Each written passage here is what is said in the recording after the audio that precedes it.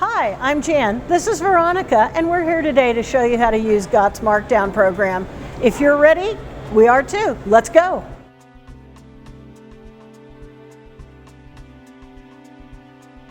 Before we can generate any markdowns, we need to prepare the printer for use. We'll be loading the printer with labels and pairing it via Bluetooth to the scanner. First, we have to turn on the printer. Press the power button for just a second to turn it on. And once you see the lights come on, you'll open up the printer to install the labels. Pull the label guides apart. Don't ever force the printer here. And leave a little bit of label sticking out as you close and snap the printer shut. Then press the label feed one time. Ready to go. Next, we're ready to pair the scanner and the printer. From the G.O.T menu, press the Escape key and enter the password of 12345 and say OK. Once you've got the scanner menu up, you're going to double-click on the Bluetooth icon at the bottom of the screen, and that will bring up your Bluetooth menu. Once that menu is presented, you'll just press the printer button to search for any printers that are in the area. This may take a minute. At this point, if the system asks if you should enable the Bluetooth radio, say yes. Then your search may take a minute, but don't forget, you can always go back to the instructions on the website and look for more assistance and detail on performing this function. At this point, we should mention that if you previously had another printer connected to your system, you'll need to delete it before connecting the new printer.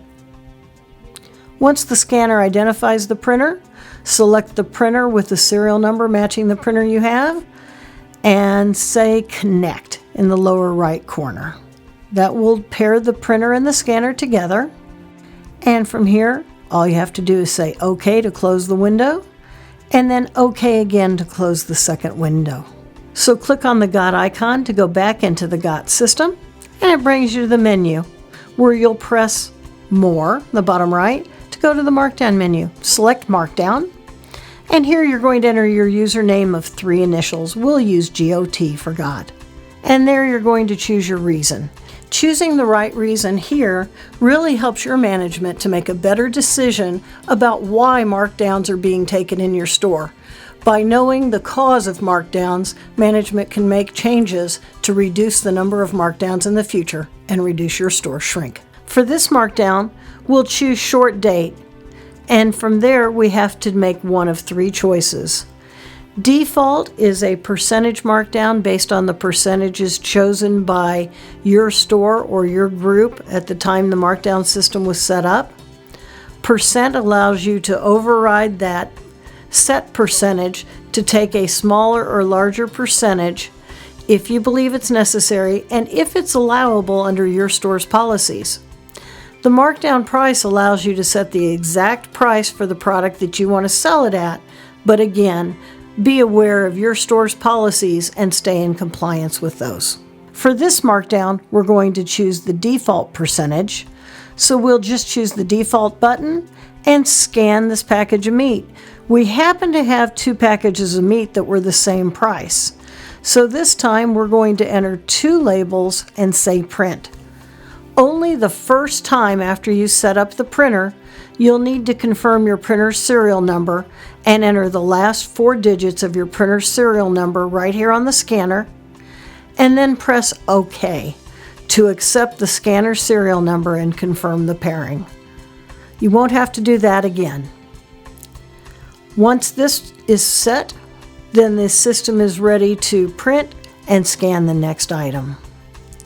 So this time, we're just going to change types so that we can go to a different reason or a different percentage markdown. Here we chose percent, and we'll scan the item, and then we'll change it on the screen to show that we want a different percentage. We'll make this 25% off. This product was a little older, and we're going to go ahead and hit print. Next, we'll apply the labels.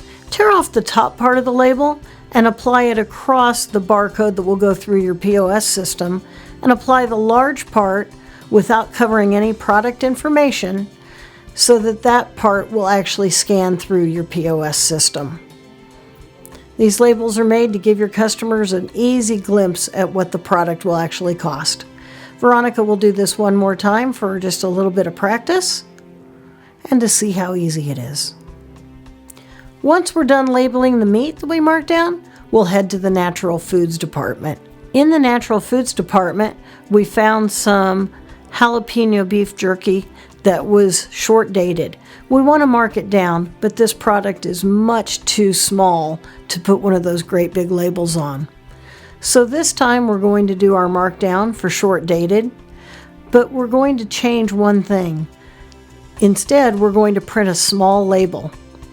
And when we do, we're actually going to be able to apply that label to the product, and we'll only use the top part of the label so that we can cover the UPC without covering any other important features of the product.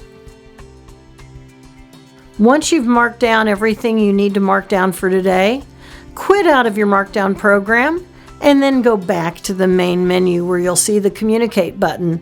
Don't press Communicate until the scanner is in the cradle. And once it's in the cradle, you'll get a green light up on top to indicate that the scanner is charged, or you'll get a red light to show that the scanner is charging. Press the Communicate button once you have the yellow flashing light at the bottom of the cradle. Press the button to indicate it is okay to send the data. And after a few seconds, you'll start to see the scanner moving through the progress until it gets done. It goes pretty quickly. And once it's done, it will give you a confirmation number. God always recommends you write down that number, which tracks the transaction through our system in case you need to call us about it. Once the transmission is sent and everything's done, you'll say OK to clear the confirmation number from the scanner. The system will automatically delete the files from the system so they can't be transmitted again. You're done, and it was so easy. You've created markdowns, transmitted them to GO.T, written down your confirmation numbers, and now you've recorded all your markdowns. Thanks for watching. So remember, anytime you have questions, the GO.T Help Desk is here to help you. You can call us at area code 913-402-1069, or for issues that aren't as time sensitive and not as urgent, email us at ugothelp@gotsystems.net. That's ugothelp @gotsystems with an S on the end, .net. Thanks for watching today, and good luck with your Markdown program.